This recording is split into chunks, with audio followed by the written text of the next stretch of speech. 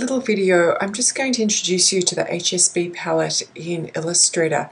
There is a similar palette in Photoshop and Inkscape and GIMP as well, so you'll find something similar in any program that you're using.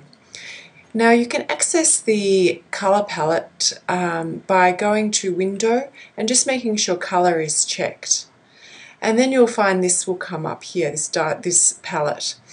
Now, if you click on the down arrow up here on the right, you can choose which color palette you want to use. There's a grayscale one, an RGB one, an HSB one, a CMYK palette, and a WebSafe RGB palette. Now, for most of the assignments in the course, I think you'll find the HSB palette most useful, so I'm going to introduce that to you right now.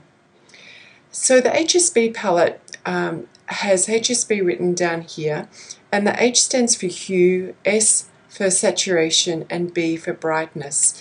In some programs it's HSL, where L is for lightness, or HSV, where V is for value. H being for hue is pretty clear what it affects here. So I'll just make sure my patch is selected, and you can see that as I move the slider across the HSB palette, the color changes. And you'll also notice that these numbers in the box here change. Now these numbers represent degrees on a circle. If you can imagine a circle where we're going from red to red through all of these colors, then they'll be indicated as degrees on the circle. So a cyan, for example, something like this, is around 180 degrees, which means it's at the opposite side of red, which is at 0 degrees.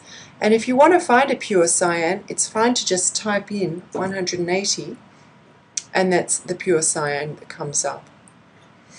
The S slider, or the slider for saturation, affects the lightness and grayness of a color.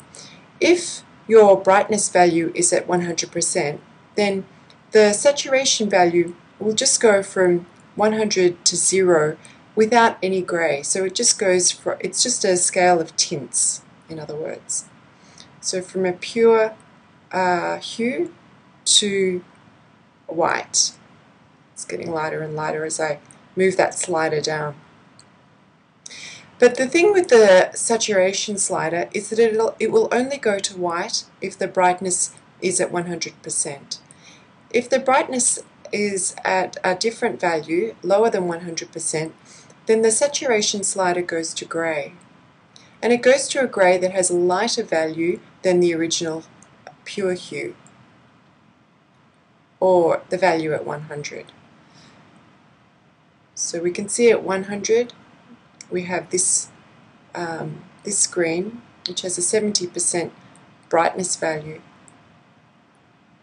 But the grey is actually much lighter than the original green.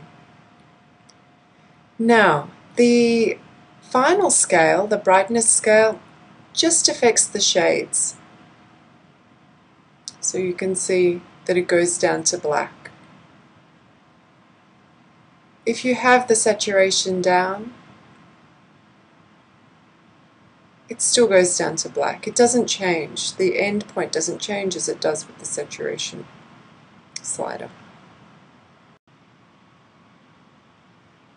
So whenever you want to just make a color dark, you just use the brightness scale right there.